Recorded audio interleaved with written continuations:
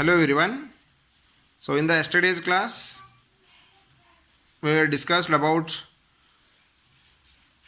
the control and coordination by the two different types of glands, that is the exocrine glands and endocrine glands. So the glands which are going to send their products through the ducts, they are called the exocrine glands, and the glands which are going to release or produce their secretions directly to the target site, they are called the endocrine glands. So in the body there are many endocrine and exocrine glands are there. So let us see about some of the glands and their secretions. So in the previous session we already seen the different locations of the different glands, such as the pituitary gland, which is located just below the brain, the thyroid gland, which is located in the neck portion, pancreas is there, which is located just below the stomach, adrenal gland, which is located on the kidneys, and the testis in male and the ovaries in the female. So these are the different types of glands, and other than these some are there. So we will see one by one now. So the first one, that is the pituitary gland. So this gland is considered as the master gland because it is going to control the activities of all the other glands. So dear students, so what are the hormones which are secreted by this pituitary gland? So first one, that is the growth hormone. So it is the hormone which is going to control the growth of the organism. The complete growth of the organism is controlled by this hormone only, that is the growth hormone, which is secreted by the pituitary gland. So in the different ages, in the different years, or in the different time, our body needs the growth hormones production in different quantity. So according to the physical growth, according to the age, the growth hormone is going to be released. Suppose this growth hormone is not going to be produced in the proper quantity in the proper time, so that will be the problematic condition, or that will be the unhealthy growth of the organism.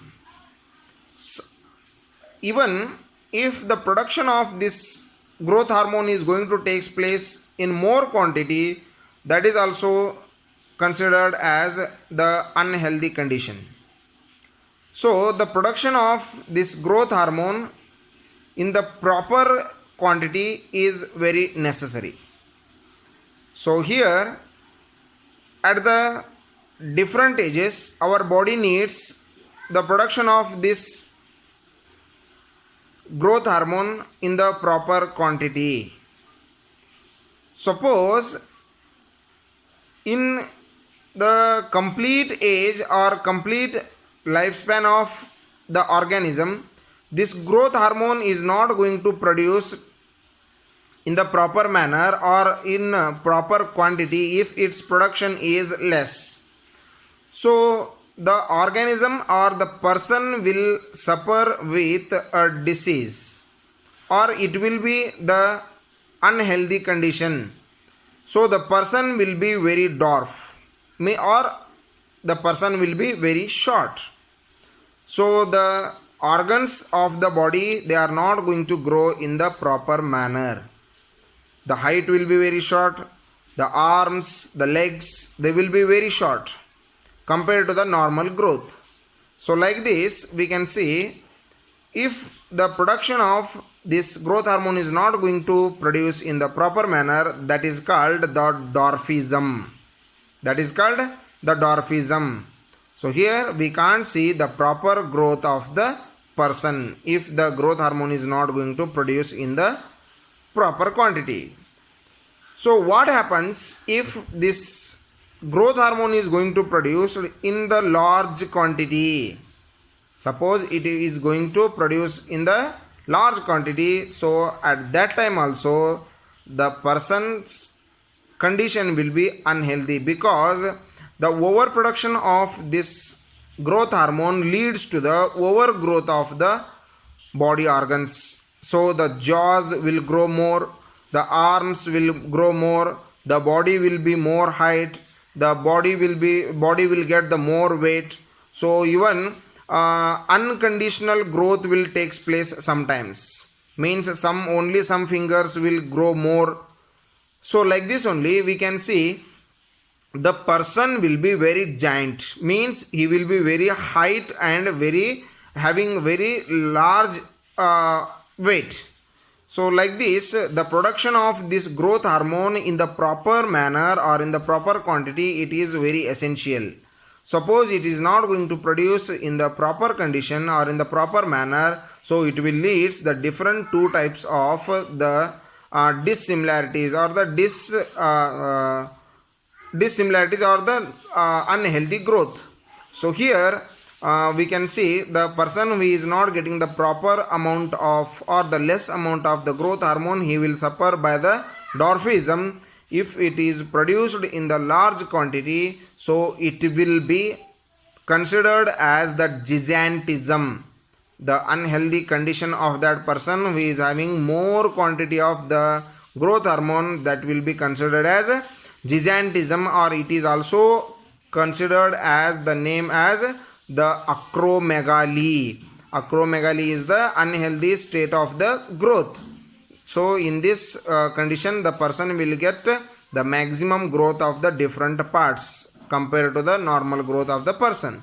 So like this we can see the very different types of the diseases are going to take place by the overproduction and by the less production of this growth hormone. So this growth hormone is going to control the complete growth of the person. So it will be vary from one age to another age, year to year it is going to produce in a different quantity. So like this only the pituitary gland is going to produce a hormone that is called the growth hormone, which controls the complete growth of the person. So this is today's class. So in this one the importance of growth hormone we have seen. So in the next session we will see the other hormones which are secreted by what?